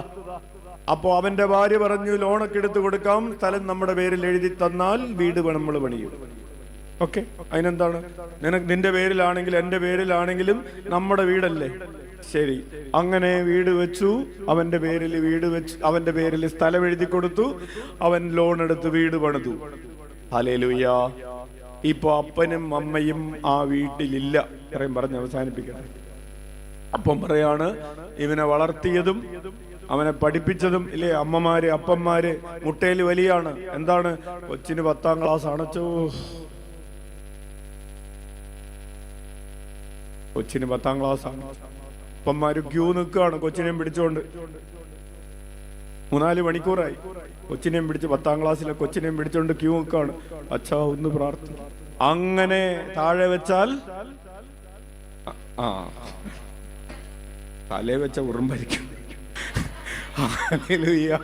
അങ്ങനെ വളർത്തിക്കൊണ്ടുവന്ന കൊച്ചാണ് ഇപ്പോ അപ്പനോടും അമ്മയോടും പറഞ്ഞിരിക്കുകയാണ്, ഞാൻ പറയുന്നതനുസരിച്ച് ജീവിക്കാൻ പറ്റുമെങ്കിൽ ഇവിടെ നിന്നാ മതി.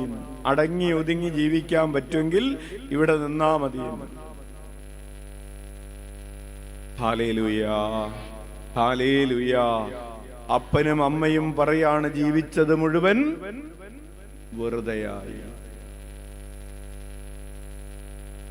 അങ്ങനെ പറയേണ്ട ഒരു കാലം ഇവിടെ വരുമെന്നില്ല, വരാതിരിക്കട്ടെ. ഇവിടെ ഇരിക്കുന്ന ആർക്കും വരാതിരിക്കട്ടെ. ഹല്ലേലൂയ. അച്ഛനെ കേട്ടുകൊണ്ടിരിക്കുന്ന ആർക്കും ഇനി കേൾക്കാത്തവർക്കും വരാതിരിക്കട്ടെ. Hallelujah, hallelujah. ദൈവത്തിന് 1ാം സ്ഥാനം കൊടുത്ത് ജീവിക്കുമ്പോഴാണ് പ്രിയപ്പെട്ടവരെ യഥാർത്ഥത്തിൽ സംതൃപ്തി ഉണ്ടാകുന്നത്. ഹല്ലേലൂയ. അങ്ങനെ നന്മ ചെയ്യുമ്പോഴാണ് നമുക്ക് മഹത്വം ഉണ്ടാകുന്നത്, ബഹുമാനമുണ്ടാകുന്നത്, സമാധാനമുണ്ടാകുന്നത്. നന്മ ചെയ്യുമ്പോഴാണ്. എന്താണ് നന്മ? ഏറ്റവും വലിയ നന്മ എന്ന് പറഞ്ഞാൽ മറ്റുള്ളവർക്ക് ഈശോയെ കൊടുക്കുക എന്ന് പറയുന്ന നന്മയാണ്. അതുകൊണ്ടാണ് റോമാക്കാർക്ക് എഴുതിയ ലേഖനം 2-ാം അധ്യായം 10-ാമത്തെ തിരുവചനം, റോമ 2:10 നമുക്ക് ഏറ്റുപറയാം. പലതരം ഒരു വീശിക്കൊണ്ട്, നന്മ പ്രവർത്തിക്കുന്ന ഏതൊരുവനും ആദ്യം യഹൂദനും പിന്നെ ഗ്രീക്കുകാരനും മഹത്വവും ബഹുമാനവും സമാധാനവും ഉണ്ടാകും. ഇരുകരങ്ങളും എടുത്ത് വീശിക്കൊണ്ട്, നന്മ പ്രവർത്തിക്കുന്ന ഏതൊരുവനും ആദ്യം യഹൂദനും പിന്നെ ഗ്രീക്കുകാരനും മഹത്വവും ബഹുമാനവും സമാധാനവും ഉണ്ടാകുക എന്ന് പറഞ്ഞാൽ കർത്താവിന്റെ ഇഷ്ടമാണ് നന്മ. ദൈവം എന്താഗ്രഹിക്കുന്നുവോ അതാണ് നന്മ. അപ്പോൾ നമ്മുടെ ആഗ്രഹങ്ങൾ മാറ്റി ദൈവത്തിന്റെ ആഗ്രഹങ്ങൾക്ക് വിട്ടുകൊടുക്കുക. Hallelujah, hallelujah. അതുകൊണ്ട് കുരിശിന്റെ വിശുദ്ധ യോഹന്നാൻ പറയുന്ന ഒരു കാര്യമുണ്ട്, നമ്മൾ എളുപ്പമുള്ള സുഖമുള്ള കാര്യങ്ങൾ അന്വേഷിക്കാതെ പ്രയാസമുള്ള കാര്യങ്ങൾ അന്വേഷിക്കുക. നമ്മൾ എപ്പോഴും അന്വേഷിക്കുന്നത് എന്താണ്? എളുപ്പമുള്ള കാര്യങ്ങളാണ്. സുഖമുള്ളത് അന്വേഷിക്കാതെ നമ്മുടെ ആത്മാവിനെ വിശുദ്ധീകരിക്കുന്ന കാര്യങ്ങൾ അന്വേഷിക്കുക. Hallelujah, hallelujah, hallelujah. അതുപോലെ തന്നെ നമ്മെ തന്നെ സമർപ്പിക്കുക. നമ്മൾ ആദ്യം പറഞ്ഞതുപോലെ ആ ശില്പിയുടെ കരങ്ങളിലേക്ക് ആ മാർബിള് സമർപ്പിക്കപ്പെട്ടിരിക്കുന്നത് പോലെ എന്നെ എന്റെ കർത്താവ് കൊത്തിമിനുക്കി എടുക്കാൻ വേണ്ടി ചില സമയത്ത് കർത്താവ് നേരിട്ട് വന്ന് കൊത്താനിരിക്കുകയില്ല. ഇരിക്കോ? ശില്പി നേരിട്ട് കൊത്താനിരിക്കുകയാണ് ശില്പത്തെ. ഓക്കെ, നമ്മുടെ ശില്പി ആരാണ്? ഈശോയാണ്. പക്ഷെ നമ്മുടെ ചില ഭാഗങ്ങളൊക്കെ കൊത്തി മിനുക്കാൻ വേണ്ടി ഈശോ വേറെ ആരെ ഏൽപ്പിക്കും? ഹെൽപ്പർമാരെ ഏൽപ്പിക്കും. ഹല്ലേലൂയ. ശില്പി ആര് തന്നെയാണ്? ഈശോയാണ്. ഈശോ ചില ഹെൽപ്പർമാരെ ഏൽപ്പിക്കും. ആ ഹെൽപ്പർമാര് ആരാണ്? ഒരു ഭാര്യയെ സംബന്ധിച്ച് കൊത്താനിരിക്കുന്ന കർത്താവിന്റെ ഹെൽപ്പർ ആരാണ്? ഭർത്താവ് ഒരു ഹെൽപ്പറായിട്ട് വരും, അല്ലേ? വരാറുണ്ടോ? ഇനി നിങ്ങൾ മിണ്ടരുത്, ചേട്ടന്മാരോട് ചോദിക്കട്ടെ. നിങ്ങളെ വിശുദ്ധീകരിക്കാൻ, നിങ്ങളിൽ നിന്ന് ക്രിസ്തുവിനെ പുറത്തെടുക്കാൻ നിങ്ങളെ ചിലപ്പോൾ കൊത്താനിരിക്കുന്നത് ആരായിരിക്കും? അവരാരും മിണ്ടുന്നില്ല. ഹല്ലേലൂയ. അവരെല്ലാവരും ഔസേ പിതാവിനെ പോലെയാണ്, ഒന്നും മിണ്ടുന്നില്ല. ഹല്ലേലൂയ.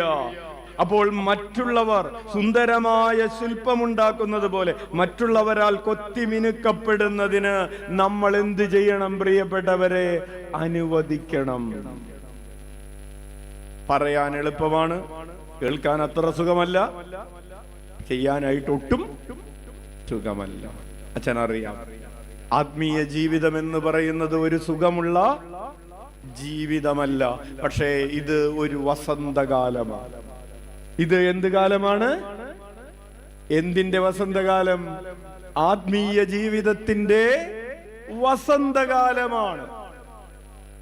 നോമ്പുകാലം എന്ന് പറയുന്നത് ആത്മീയ ജീവിതത്തിന്റെ വസന്തകാലമാണ്. എന്താണ് വസന്തകാലത്തിന്റെ പ്രത്യേകത?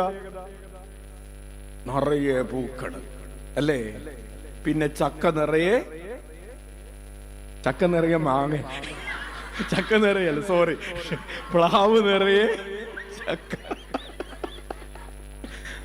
അച്ഛൻ ചക്ക നിറയെ കുരു എന്ന് പറയാൻ ഉദ്ദേശിച്ചു. അപ്പൊ പ്ലാവ് നിറയെ, മാവ് നിറയെ മാങ്ങ, പേരമരം നിറയെ പേര. ഹല്ലേലൂയ. റോസാ ചെടി നിറയെ, നമ്മുടെ ജീവിതം നിറയെ പുണ്യങ്ങള്, ത്യാഗങ്ങള്, ഉപവാസം, പരിത്യാഗം. പ്രിയപ്പെട്ടവരെ, saint John of the cross പറയുന്ന മറ്റൊരു ചിന്ത അച്ഛന്റെ മനസ്സിലേക്ക് വരുന്നത്, ഈ വേനൽക്കാലത്തുള്ള പഴങ്ങൾക്ക് മധുരം കൂടുതലാണ് എന്നുള്ളതാണ്. അപ്പോൾ നമ്മൾ നേരത്തെ പറഞ്ഞ ചക്കയും മാങ്ങയും ഒക്കെ വേനൽക്കാല ഫലങ്ങളാണ്, സമ്മർ ഫ്രൂട്ട്സ് ആണ്. എന്തുകൊണ്ടാണ് ഇതിന് മധുരം കൂടുന്നത്? ഈ ചക്കയുടെ മധുരം കുറയുന്നത് എപ്പോഴാണെന്നറിയാവോ? മഴ പെയ്ത് വെള്ളം ഇറങ്ങിക്കഴിയുമ്പോ അതിന്റെ മധുരം കുറയും, ഇല്ലേ? അപ്പോൾ അതിന് മധുരമുള്ളത് എപ്പോഴാണ്? വെയിലത്ത് നിൽക്കുമ്പോഴാണ്. എന്ന് പറഞ്ഞതുപോലെ വേനലിൽ നിൽക്കുന്നത്, വെയിലത്ത് നിൽക്കുന്നത്, സഹനത്തിൽ നിൽക്കുന്നത്, പൊള്ളിക്കൊണ്ട് നിൽക്കുന്നതിന്റെ ഫലങ്ങൾക്ക് മധുരം കൂടുതലുണ്ടാകുമെന്നത് ഒരു യാഥാർത്ഥ്യമാണ്, ഒരു പ്രപഞ്ച സത്യമാണ്. ഹല്ലേലൂയാ, ഹല്ലേലൂയാ. അതുകൊണ്ട് കുഞ്ഞെ, നീ ഇന്ന് കടന്നു പോകുന്നത് ജീവിതത്തിന്റെ സഹനങ്ങളുടെ തീപ്പൊള്ളലേറ്റായിട്ടാണെങ്കിൽ നിന്റെ ജീവിതത്തിൽ നിന്ന് വരുന്ന ഫലങ്ങൾ എന്ന് പറയുന്നത് അക്രൂശിതന്റെ ചങ്കിനോട് ചേർത്ത് വെക്കാൻ പറ്റുന്ന ഫലങ്ങളായിരിക്കും. ഉച്ചത്തിൽ വിളിക്കാം, ഈശോയേ, ഈശോയേ. അവസാനമായി പ്രിയപ്പെട്ടവരെ, സെൽഫ് കെയർ എന്ന് പറയുന്ന ഒരു ആറ്റിറ്റ്യൂഡിൽ നിന്ന് സെൽഫ് അബ്സോർപ്ഷൻ എന്ന് പറയുന്ന ഒരു മനോഭാവത്തിലേക്ക് നമ്മൾ ചുവടുമാറ്റം നടത്തുകയാണ്. ശ്രദ്ധിക്കണേ, ഗൗരവമുള്ള ഒരു കാര്യം പറയുകയാണ്. സെൽഫ് കെയർ എന്താണ്? നമ്മുടെ സ്വാഭാവിക നിലപാട് സെൽഫ് കെയർ അല്ലേ? കോവിഡ് വന്നാൽ കൈ കഴുകണം, മാസ്ക് വെക്കണം, ആരോട് അടുത്തേക്ക് പോകരുത്, ആരും അടുത്തേക്ക് വരാൻ പാടില്ല. Self care. ആരെങ്കിലും അടുത്തേക്ക് കൂടി പോയി നടന്നുകൂടെ, എന്നെ മുട്ടണം എന്നൊക്കെ ചോദിക്കുന്ന സെൽഫ് കെയർ ഭയങ്കര.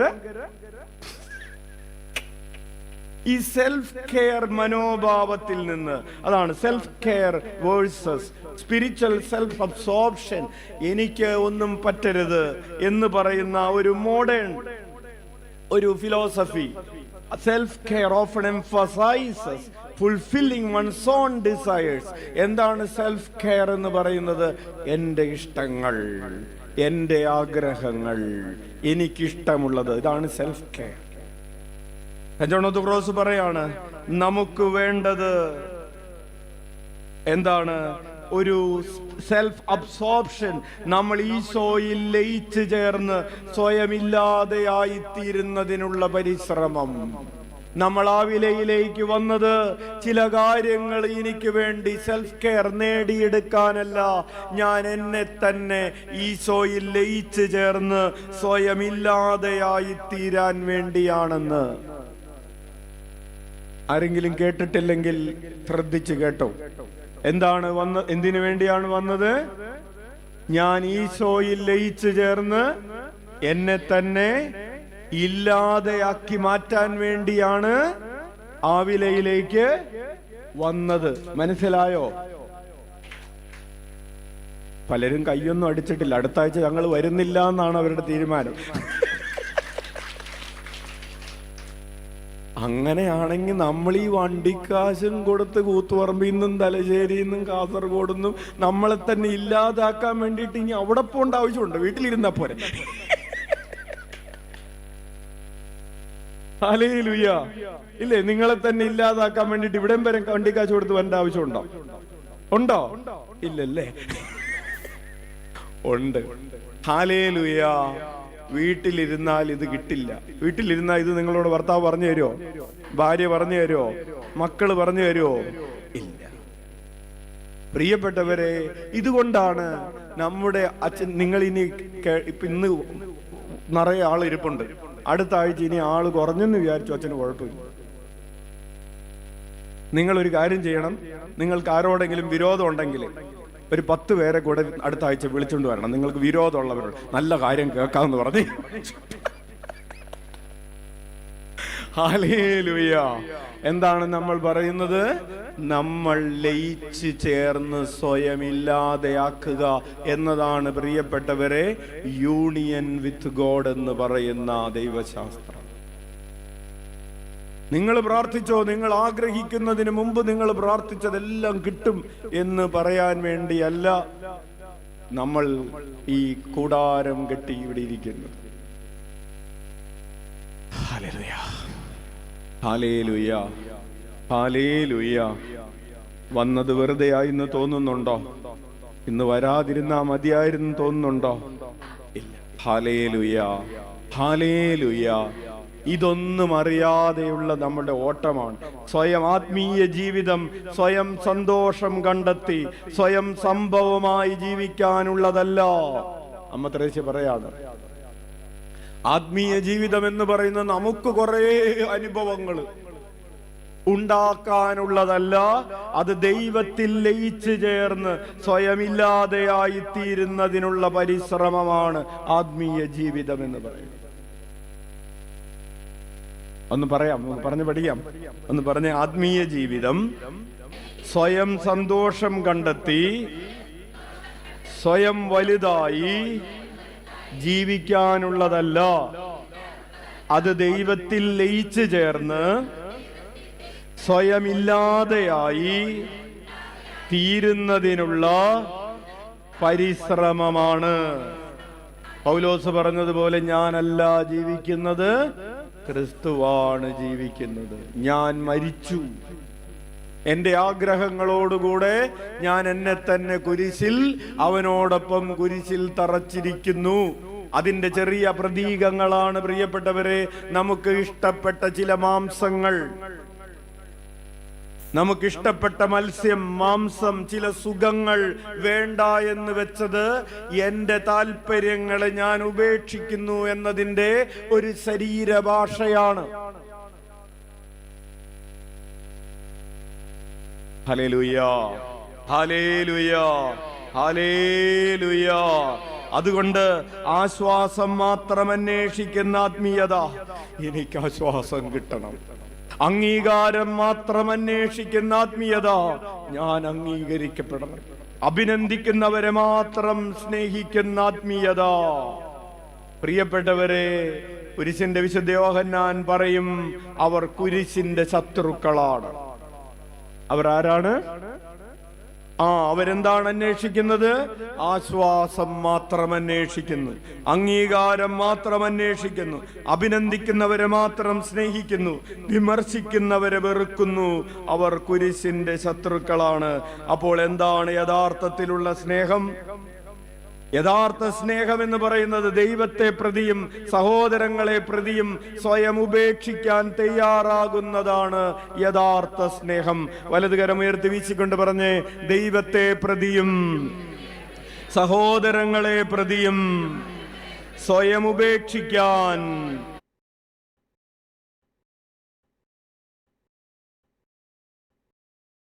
തയ്യാറാകുന്നതാണ് യഥാർത്ഥ സ്നേഹം.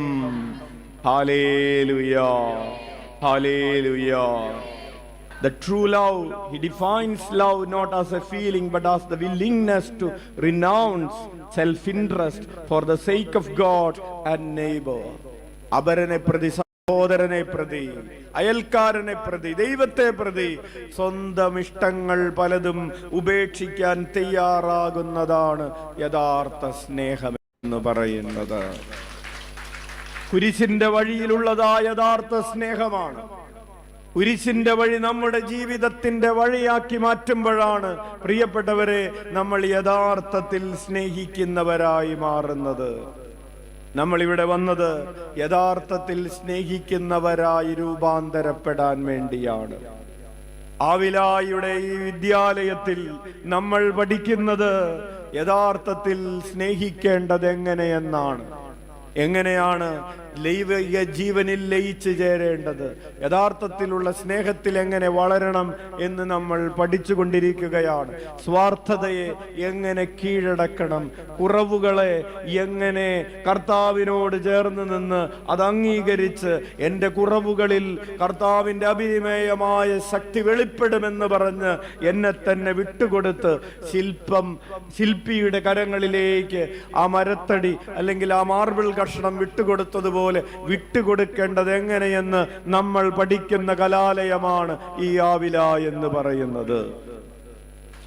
ഉച്ചത്തിൽ വിളിക്കാം, ഈശോയേ, ഈശോയേ, ഈശോയേ. പ്രിയപ്പെട്ടവരെ, ആത്മപരിത്യാഗത്തെ കുറിച്ച്, സ്വന്തം ഇഷ്ടങ്ങൾ അന്വേഷിക്കുന്നതിനെ കുറിച്ചുള്ള ആ വിചിന്തനം 12ാമത്തെ ഭാഗം നമ്മൾ 11ാമത്തെ ഭാഗം നമ്മൾ അവസാനിപ്പിക്കുകയാണ്.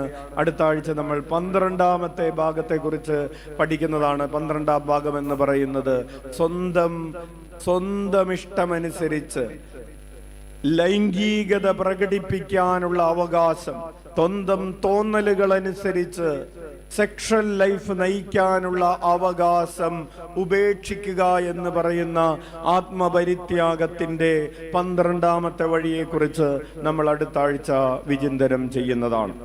നമുക്ക് കണ്ണുകളടക്കാം.